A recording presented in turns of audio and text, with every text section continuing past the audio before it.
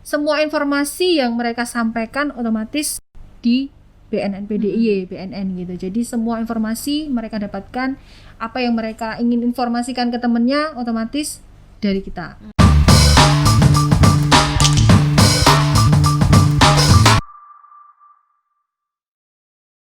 Halo Sobat Radar Jogja, masih di Bias atau Bicara Santai, dan kita masih bersama BNNP DIY. Nah, kita akan ngobrol bareng tentang penyalahgunaan narkoba.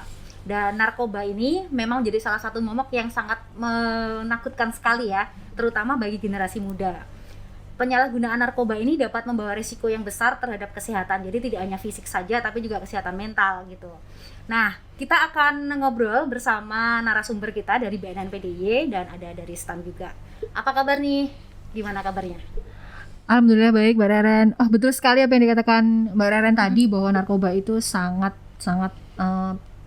merugikan bagi tubuh kita, baik fisik maupun mental kita gitu. Iya. Oke, sebelum lebih lanjut kita ngobrol, kayaknya tadi Mbak Reren minta kenalan nih. Iya, kenalan dulu dong. Nama saya Elmi Puji Astuti, saya sebagai penyuluh narkoba BNNP Daerah Istimewa Yogyakarta, saya di bidang pencegahan. Dan ini kebetulan hari ini saya bawa temen nih, aktivis anti narkoba dan penggiat kita yang dibentuk tahun 2020. Dia masih sangat muda sekali. Muda sekali ya. Iya, Milenial banget ya. Iya, masih. Bisa kenalan sendiri nanti. Oke. Oke, mungkin bisa kenalan dulu deh Mas. Iya. Namanya siapa? Kemudian ini masih sekolah atau udah mahasiswa nih? Baik, nama saya Sudinto Janing Perang. Saya masih sekolah. Di sini saya sebagai koordinator umum Satuan Tugas Anti Narkoba Daerah Istimewa Yogyakarta. Oke nih Mas, mungkin kita akan ngobrol-ngobrol aja ya. Iya. Kita santai aja. Bagaimana sih cara dari STAN maupun BNNP Provinsi Daerah Istimewa Yogyakarta untuk mengantisipasi penyalahgunaan narkoba. Nah, mungkin bisa diceritain dulu nih Mbak, dari Mbak Elmi dulu atau mungkin dari Mas Dento ya panggilannya. Kegiatannya apa aja nih saat ini, baik dari penyuluh maupun dari Satgas Anti Narkoba. Jadi tugasnya tuh apa? Oke, saya dulu ya Mas Dento ya. Ya, siap. Selama ini dilakukan BNNP DIY untuk pencegahan penyalahgunaan narkoba dan peredaran gelap narkoba khususnya di daerah istimewa, ada namanya itu pencegahan dan pemberdayaan masyarakat. Jadi pencegahan ini ada namanya diseminasi informasi P4GN atau penyebarluasan informasi tentang bahaya narkoba melalui semua media. Jadi media cetak, media elektronik, salah satunya podcast ini. Jadi ini salah satu cara kita untuk menyebarluaskan informasi tentang bahaya narkoba gitu. Terus ada namanya pemberdayaan masyarakat, yaitu adalah pembentukan penggiat-penggiat anti narkoba. Salah satunya adalah yang hadir di saat ini adalah Dento. Ini salah satu hasil pembentukan dari BNNP DIY seperti itu. Dan ada lagi namanya pemberantasan. Nah, setelah ada pencegahan kan ada pemberantasan. Jadi setelah kita tidak luput dari pengedar-pengedar yang ada di Yogyakarta ini, jadi kita harus bekerja dengan berbagai unsur ya, maksudnya dengan di segi pemberantasan dan maksudnya dan terakhir adalah rehabilitasi.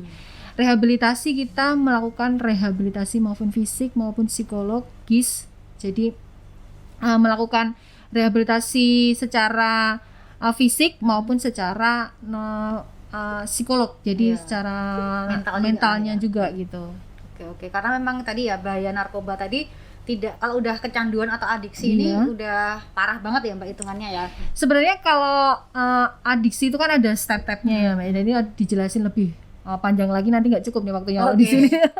Jadi nanti biar bisa langsung di website kita atau di Instagram kita seperti apa sih proses rehabilitasi itu gitu. Oke. Jadi ini mungkin aku juga pengen tahu juga nih kegiatannya STAN atau Satuan Tugas Anti Narkoba DIY ya. Nah ini kan kalau yang saya tahu ini gabungan dari sekolah-sekolah umum. Betul. Nah ini mungkin bisa dijelaskan sih sebetulnya apa sih tugas dari Satgas Anti Narkoba DIY atau STAN ini? Baik. Untuk tugas STAN sendiri yaitu mewujudkan hubungan harmonis antar sesama pelajar dan terciptanya generasi yang berkualitas yang terbebas dari penyalahgunaan narkoba. Yang kedua, kita STAN membantu tugas BNNP DIY dalam pemberantasan narkoba di kalangan pelajar. Ketiga, STAN juga sebagai wadah untuk memecahkan masalah berdasarkan asas kebersamaan, kekeluargaan, kerahasiaan, dan kebenaran informasi dengan penuh tanggung jawab. Selanjutnya juga, STAN mempererat komunikasi antar satuan pengurus tugas anti narkoba di masing-masing sekolah. Oke. Dan yang terakhir, menjadi wahana komunikasi interaktif dan agen keremajaan sehat yang bebas dari triad KRR yang terdiri dari seks pranikah, nafsa, dan HIV atau AIDS. Oke, jadi tugasnya juga banyak sekali ya. Iya, betul. Oke, dan ini yang disasar adalah teman-teman sendiri ya? Iya, Karena di kalangan milenial. pelajar, Oke, ya. oke. Nah, ini mungkin bisa diceritain ini awalnya terbentuknya STAN kayak gitu. Dan bagaimana sih kamu sampai akhirnya jadi koordinator gitu? Mungkin bisa diceritain dulu ya. Iya, betul. Langsung aja deh. Iya. Dulu ada acara dari BNN di mana acara tersebut dihadiri oleh satgas-satgas tiap sekolah. Ada salah satu founder STAN namanya Mbak Afifah dari MAN 1 Yogyakarta, di mana dia menjalin komunikasi baik antar sesama satgas. Nah, karena komunikasi yang baik, akhirnya mereka antar satgas itu sharing bagaimana sih suka duka menjalankan organisasi yang berfokus pada P4GN. Nah, di situ banyak sekali keluh kesah dari mereka, seperti program kerjanya tidak berjalan, bahkan ada yang satgasnya tidak aktif atau mati. Nah, muncullah ide di kalangan mereka, Mbak Afifah dan teman-temannya, bagaimana kalau kita membuat suatu wadah untuk menampung aspirasi atau semua ide-ide dari tiap satgas yang ada di sekolahnya masing-masing. Nah, lanjut ke pertemuan berikutnya, mereka membahas untuk membuat organisasi yang mana tujuannya itu untuk membantu satgas ya, supaya untuk menjalankan P4GN tersebut lancar. Dan saat itu ada fasilitator dari BNN PDIY namanya Mbak Dika untuk membantu pembentukan STAN sendiri. Oke. Jadi STAN ini merupakan wadah atau ajang bersama lah ya untuk melakukan sosialisasi. Dan keluh kesahnya mereka kan terdengar nih sampai ke BNN. Akhirnya yang teman kita yang Mbak Dika juga salah satu penyuluh kita juga itu sebagai fasilitator mereka untuk mewujudkan mimpi mereka membentuk STAN ini. Oke. Nah, dan karena STAN ini adalah masih di sekolah-sekolah ya. Ini kalau boleh tahu sekolahnya dari mana nih? Oh iya, kalau saya dari SMK Negeri 2 Depok Sleman, Stembayo. Stembayo ya. Kelas berapa nih kalau? Kelas 1. Oke, kelas 1. Kelas 10. Kelas 10. Jadi masih, kalau untuk koordinator STAN sendiri berapa lama sih untuk menjabat ini? Kalau koordinator STAN itu setiap satu periode, tapi satu periode. Kita mau jabat untuk kedua kalinya bisa. Oke, jadi udah kamu berarti ini baru satu pertama. Baru Oke, pertama berarti masih kali. ada satu Data kesempatan lagi. Oke nih Mbak, mungkin aku pengen tahu juga dari penyuluh ya. Maksudnya kalau untuk STAN ini kan juga masih dalam lingkupnya penyuluh. Nah, apa aja sih yang informasi yang disampaikan atau yang diberikan kepada para koordinator ini tadi atau anggota STAN? Karena kan khawatirnya kalau misalnya mereka tidak dapat informasi secara benar, nanti salah menyampaikan informasi gitu. Nah, itu gimana nih? Oke.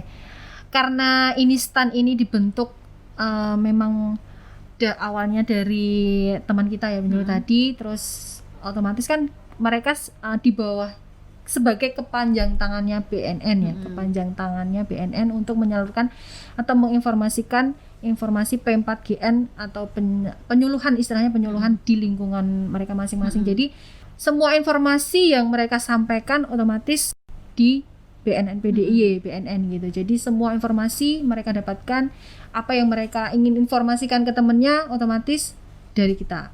Jadi semuanya pasti langsung di sharing dulu ya. Misalnya Mbak ini gimana kalau saya sosialisasi ke sini, bagaimana? Pasti itu akan nanti kita tetap koordinasi terus. Kita punya WhatsApp group ya. WhatsApp group, jadi semua kegiatan mereka kita tahu. Jadi sebatas mana mereka berkegiatan gitu, apakah ini melenceng apa enggak, kita bisa pantau di WhatsApp. Jadi itu nanti juga ada istilahnya kayak semacam workshop tersendiri. Ya, kemarin kita jadi mereka kemarin dilakukan pelatihan khusus untuk penggiat di lingkungan pendidikan dari mahasiswa dan pelajar. bagaimana cara berkomunikasi yang baik, cara membuat materi tentang P4GN dan sebagainya. Itu 2 hari ya, Dento ya kemarin Iya, ya. 2 Dia hari. Oh, 2 di hari. hotel dilatih.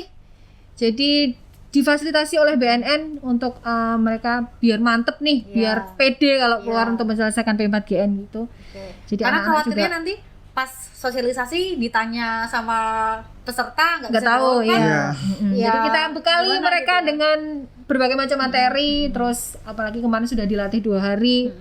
Gitu otomatis mereka juga akan mempunyai ide-ide untuk melakukan Ya. sosialisasi di lingkungan mereka masing-masing. Jadi STAN ini juga jadi ajang para pelajar untuk aktualisasi diri ya, karena Iya, tadi ada betul. pelatihan public speaking, kemudian ada pembuatan poster segala macam. Jadi ini beneran kayak full apa ya, impactnya juga banyak gitu kan. Jadi kita benar-benar persiapkan, jadi tidak asal melepas para penggiat ini terus jalan sendiri-sendiri enggak, tetapi tetap kita Tetap latih, ada ini ya, tetap oke, kita oke. pantau. Dan ini nantinya juga akan jadi nilai lebih ya buat para anggota STAN sendiri kan, Iya, karena saya rasa juga gitu. karena juga otomatis akan kenal banyak teman juga kayak gitu. Oke, aku mau tanya lagi nih.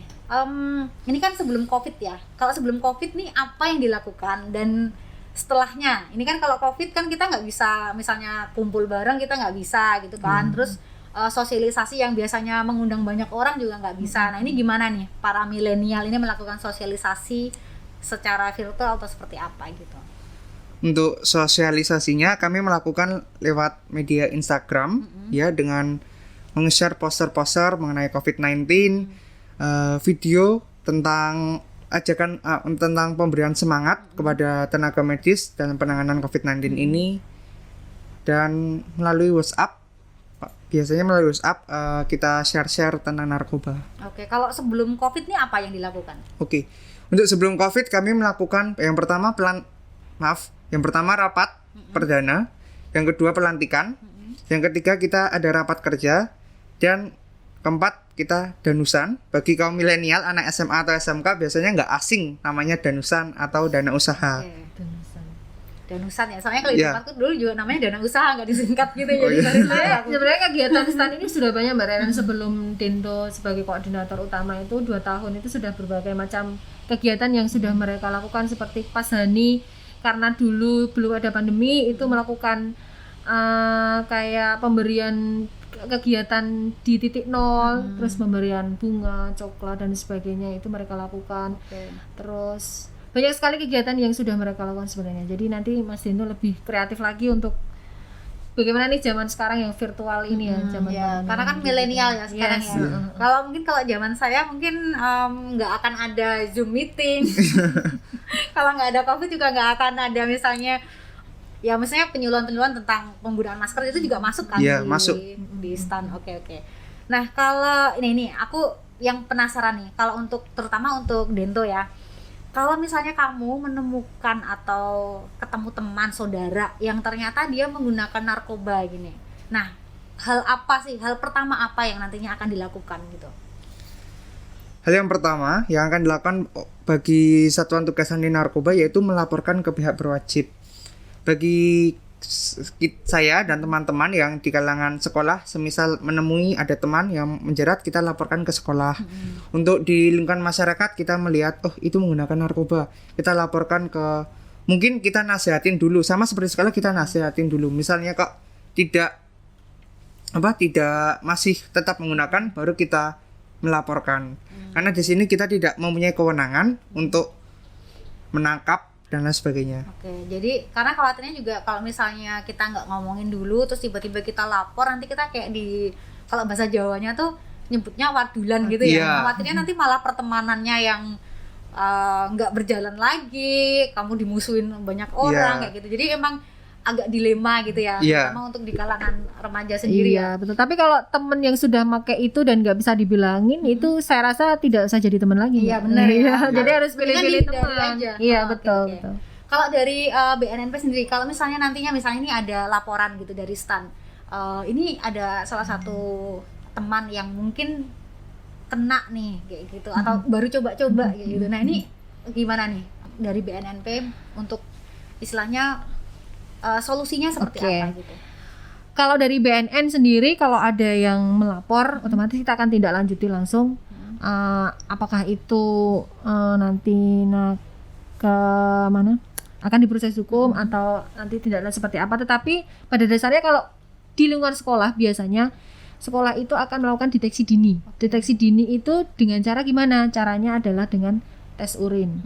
Jadi tes urin itu bukan kalau tiba-tiba, kalau setahu masyarakat umum kan di diskotik tiba-tiba tes urin, enggak itu. Itu hampir sama sebenarnya sidak juga. Jadi kita tidak ngasih tahu ke yang di TO kan itu, tetapi dari pihak sekolah sudah merencanakan bahwa nanti akan ada tes urin seperti itu dari pihak sekolah sih, dari kewenangan sekolah.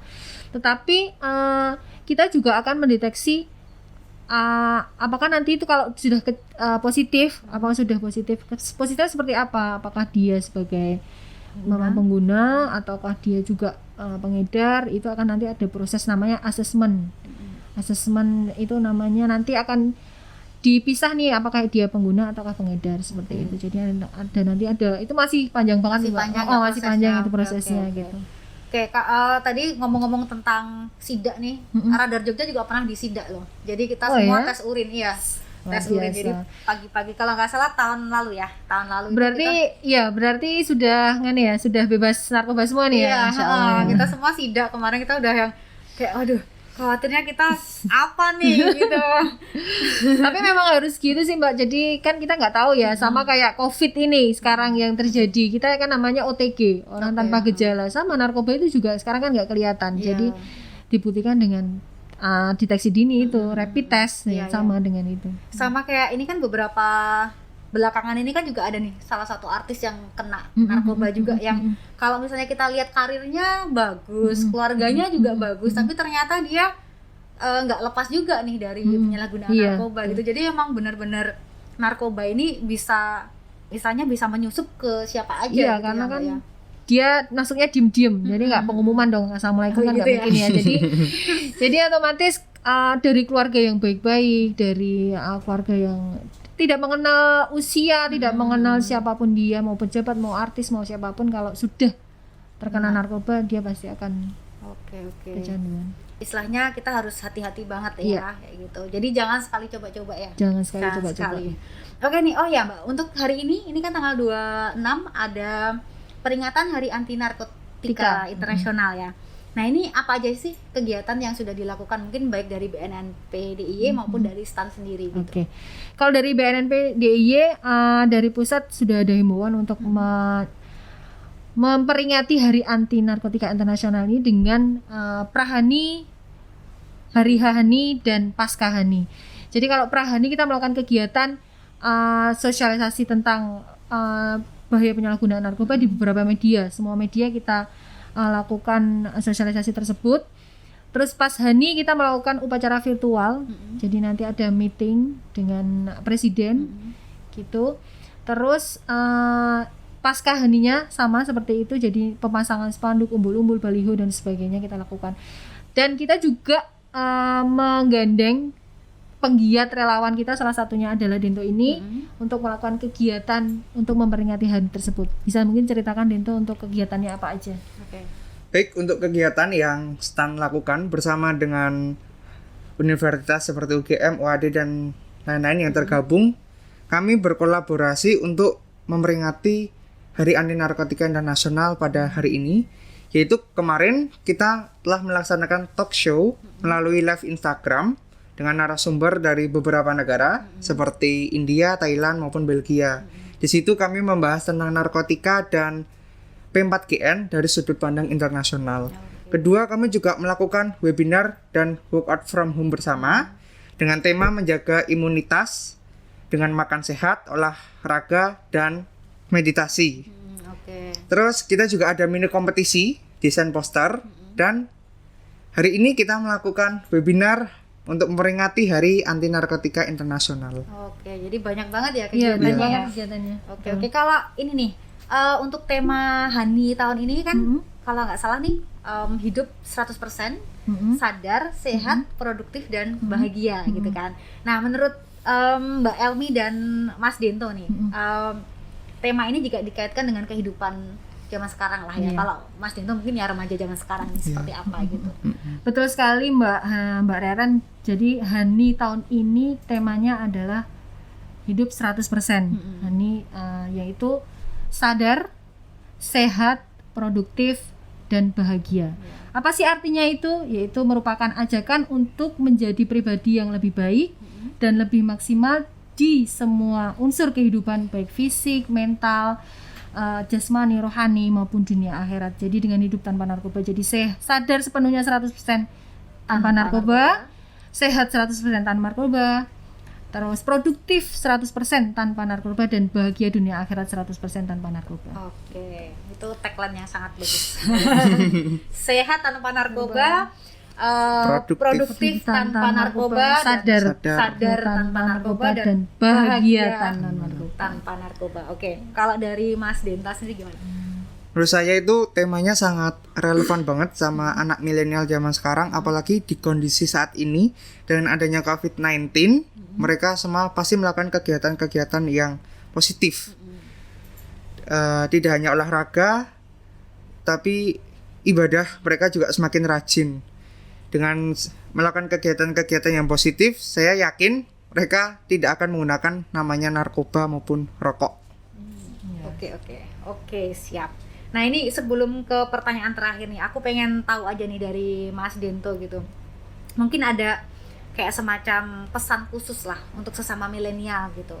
Terutama saat Covid ini kan lebih banyak di rumah kayak gitu kan. Terus kegiatan yang mungkin kegiatan untuk kumpul-kumpul juga akan terbatas kayak gitu. Nah, ini ada pesan khusus nggak agar mereka itu tetap sehat tanpa narkoba? Untuk teman-teman kaum milenial dan sobat Radar Jogja, janganlah menggunakan narkoba, tetap lakukan kegiatan-kegiatan yang positif, yang bermanfaat untuk diri sendiri maupun orang lain. Oke. Dibanyakin rebahan nggak ini? Rebahan boleh, tapi asal produktif tetap ya. produktif ya. Jualan pakai handphone.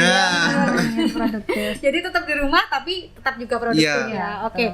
Oh ya, nih satu lagi nih pertanyaan. Kalau untuk sobat Radar Jogja di luar sana nih yang dia juga concern terhadap penyalahgunaan narkoba gitu, dia juga pengen ikut berperan aktif nih dan tertarik untuk bergabung dalam gerakan pencegahan narkoba. Misalnya mungkin dia bukan pelajar gitu, mungkin dia udah mahasiswa nih. Kira-kira masih bisa nggak sih gabung dengan STAN atau mungkin malah gabung dengan BNNP DIY gitu? Oke. Kalau dari kita sih sangat membuka pintu lebar-lebar untuk masyarakat untuk menjadi penggiat atau relawan anti narkoba gitu, karena kita tidak bisa bekerja sendiri, Mbak Reren.